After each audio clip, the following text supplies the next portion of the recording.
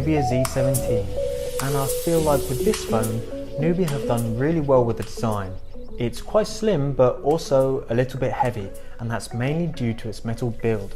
And also because of that aluminium build, it feels very solid and well made. It also gives it a cold feeling in the hands when you first pick it up. A nice looking 5.5-inch bezel-less screen adorns the front. Here there's no physical home button, instead we have this glowing red circle.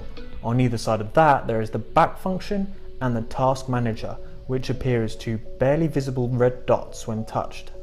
On both the corners and edges, they haven't gone with the much more rounded and curved appeal of say the Samsung Galaxy series, and even compared to recent big name smartphones such as the Xiaomi Mi 6, the overall look of the Nubia is much more rectangular.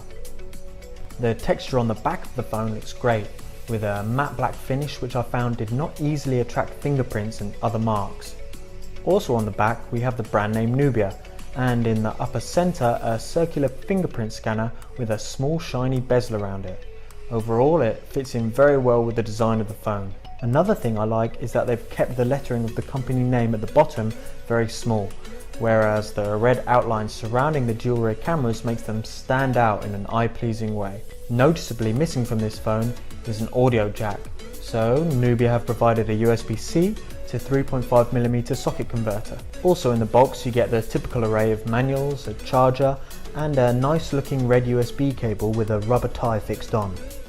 In terms of phone colour, there's a decent amount of choice here, since you can choose between blue, red, black, gold, or black with gold.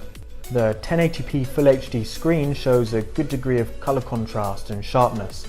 It's large enough to watch videos and play games on comfortably, and here you can see the sort of quality you can expect from the Z17's display. Internally, you have the choice between a 6GB RAM, 64GB internal storage version, or 8GB of RAM with 128GB of storage. Either way, there's plenty of storage for the typical user. This phone is running on a top-of-the-range processor, the Snapdragon 835, and combined with a solid amount of RAM in whichever version you pick, it means that the Z17 will be running pretty much any application you can throw at it with relative ease. Not only that, but the split screen function on this phone allows you to interact with two applications on one screen at the same time. In addition to that, there's also the app clone feature pre-installed on the phone, which allows you to log into two separate accounts on one app from the same device. It's got dual SIM card capability and a decently sized 3200 mAh battery, which should keep you going with it for over a day on a full charge.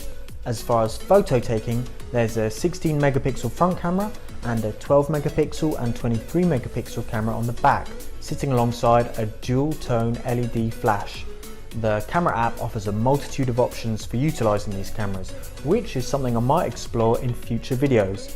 These photos are just a small example of the type of detail that can be captured using the Z17's rear cameras.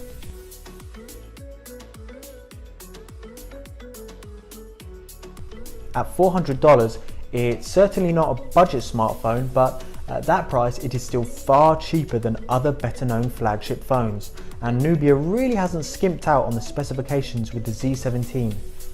I'd recommend it for someone who doesn't quite feel like splashing out on those other flagships but still wants a top of the range phone with a smart design. If you'd like to see another video about either the photos or the performance and gaming capability of the Nubia Z17, then hit me up in the comments section below.